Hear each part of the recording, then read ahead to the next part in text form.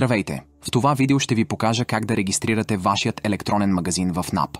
Единственото, което ще ви е нужно, е да имате квалифициран електронен подпис КЕП. Регистрацията на онлайн магазин в НАП, Националната агенция за приходите, е законово изискване. Според наредба Н18, всички лица, които извършват продажби на стоки или услуги чрез електронен магазин, трябва да регистрират своя онлайн магазин в НАП.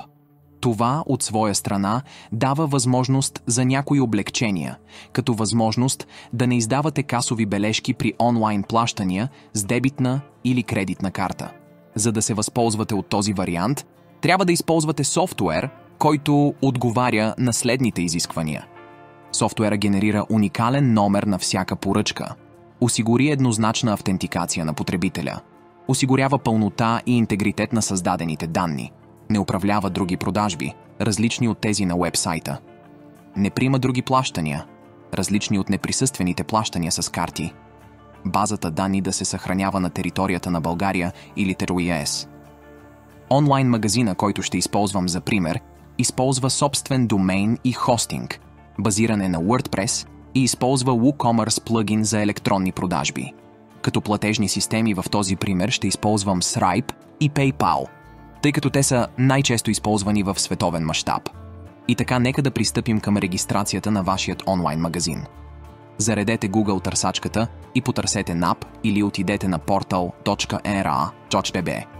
Последвайте линка Портал за електронни услуги на НАП. Ще ви се отвори уеб страницата на Националната агенция за приходите. Кликнете на бутона Вход в горния десен ъгъл. Ще ви се отвори портала за оторизация. Изберете КЕП и кликнете на бутона Вход.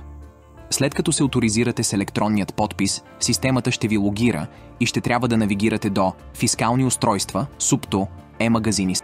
Ще ви се отвори подстраница, от която трябва да изберете информация, подавана от лицата по член 3 от наредба номер Н18/2006 извършващи продажби на стоки и услуги чрез електронен магазин. На следващият прозорец натиснете бутона Нов електронен магазин. На следващата страница ще ви се отворят указанията за попълването на формата. Добре е да се запознаете с тях, защото имат много полезна информация. За да започнете попълването на формуляра, кликнете на Данни за декларацията. Ще ви се отвори формата за попълване. Започнете с попълването на името на вашият онлайн магазин.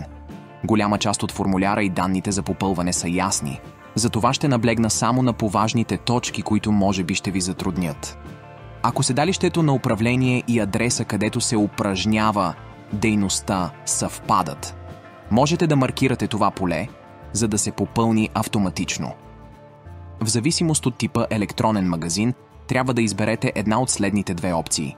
Ползване на услуга за продажба на стоки и услуги в интернет, онлайн платформа. Това са платформи като Amazon, Etsy, eBay, Shopify и други, където вие можете да създадете свой магазин, който е част от глобалната платформа. Другата опция е собствен нает електронен магазин.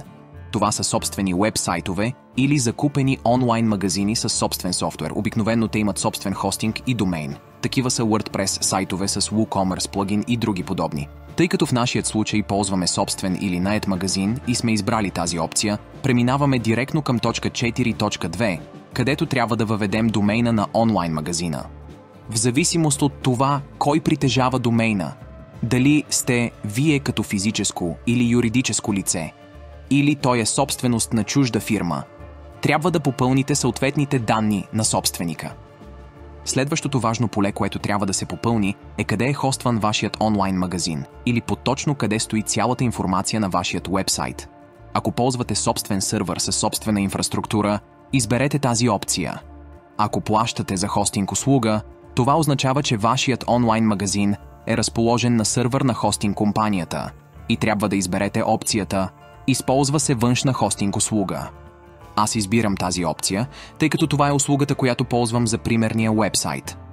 В това поле можете да въведете описание на услугата, нейното име, или просто напишете хостинг или хостинг пакет.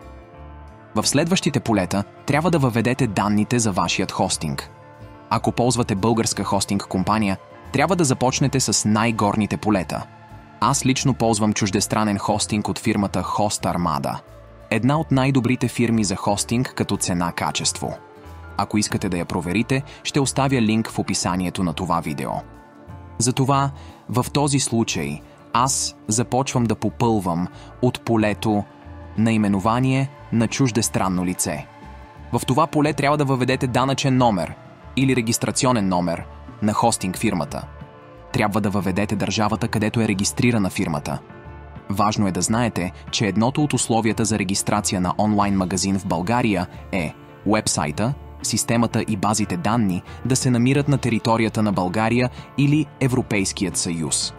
Затова, ако ползвате чуждестранна фирма за хостинг, е важно да проверите дали тя разполага с сървъри в Европа, за да разположите вашият уебсайт там. В следващото поле трябва да въведете информация кой поддържа вашият онлайн магазин. Ако поддръжката се извършва от вас, самият трябва да изберете тази опция. В моят случай е така и затова аз избирам нея. Ако сте наели лице или фирма, която да се занимава с поддръжката на уебсайта, ще трябва да въведете техните данни. В полето наименование на софтуера на електронния магазин трябва да въведете софтуера или системата, която ползвате за продажби на вашият уебсайт. В случая аз ползвам WooCommerce и въвеждам него. В следващата секция трябва да въведете информация къде се съхранява вашата база данни. Ако ползвате услугите на хостинг компания за уебсайта, в повечето случаи и самата база данни се съхранява там. В този случай трябва да изберете опцията хостинг компания и да попълните данните за фирмата. Ако все пак базата данни се намира на друго място, трябва да въведете съответната опция. Въведете данните за хостинг компанията. В полето вид на продаваните стоки или услуги трябва да изберете дейността, с която се занимава вашият онлайн магазин. На следващото поле трябва да изберете подкатегория, ако има такава. Ако е необходимо, въведете допълнително описание на дейността. Въведете датата, на която е започнал или ще започне да работи електронният магазин. В точка 7 трябва да въведете информация, ако приемате неприсъствени плащания чрез дебитна или кредитна карта. Както споменах в този пример, ние ще използваме Stripe и PayPal като методи за разплащане и затова маркираме полето «Да». Ако и вашият онлайн магазин ще използва Stripe, PayPal или друга платежна система с виртуален POS, трябва да маркирате това поле.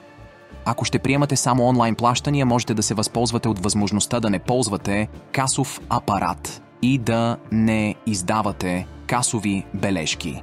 За тази цел всеки месец ще трябва да подавате специализиран одиторски файл. Повече информация за този файл и как се подава ще ви разкажа в едно от следващите ми видеа. Затова ви приканвам да се абонирате за канала ми, за да не го изпуснете. Ако ще ползвате и някой от другите платежни методи, маркирайте го и него.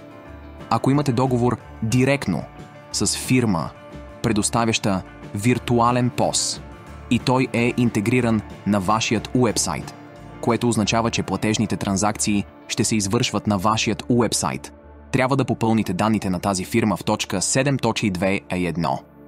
Тъй като аз ще използвам Stripe и PayPal, при които транзакциите се извършват на техният уебсайт и виртуален POS, преминавам директно към точка 7.2b2. Тъй като Stripe е чуждестранна фирма, трябва да въведете данните в полето наименование на чуждестранното лице. Въведете данъчният номер на Stripe в следващото поле. Stripe има подразделение в Ирландия и затова притежава европейски VAT номер. Въведете Ирландия като държава на установяване. Следващото поле, което трябва да попълните, е уникален идентификатор на търговеца в системата на ДПУ. Това е номер на вашият виртуален POS или профил в Stripe, който ще е свързан с всички транзакции, правени през него. Този идентификатор можете да намерите като се логирате във вашият Stripe профил и кликнете на иконката с зъбното колело в горният десен ъгъл, след което от падащото меню да изберете Settings. На следващият прозорец кликнете на Profile. На следващият екран скролвайте долу, където ще можете да видите вашият уникален идентификатор. Копирайте го. Въведете го в полето. В следващите полета трябва да въведете вашата банкова сметката, по която постъпват средствата от направените транзакции през Stripe. След като сте въвели информацията за Stripe, е ред да въведете информацията за PayPal. За целта трябва да кликнете на бутона «Добави нов ред». Ще ви се зареди още една секция с полета, където трябва да въведете информацията по същият начин, както за Stripe. Започнете с името на фирмата – PayPal Europe. PayPal също имат европейска фирма и разполагат с европейски VAT номер. Въведете Люксембург като държава на установяване. Следващото поле, което трябва да попълните, е вашият уникален идентификатор в PayPal. За да откриете идентификатора, трябва да се логирате във вашият профил в PayPal и да кликнете на Account Settings. Навигирайте до секцията Business Information. Копирайте вашият идентификатор в полето PayPal Merchant ID. Въведете идентификатора в полето. В следващите две полета отново трябва да въведете банковата сметка, по която ще постъпват средствата от транзакциите, направени през PayPal.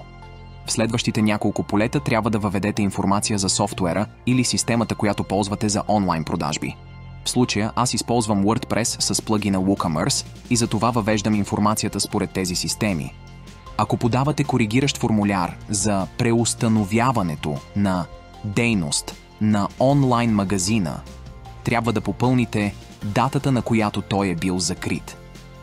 В случая оставяме това поле празно, защото правим първоначална регистрация на нашия онлайн магазин.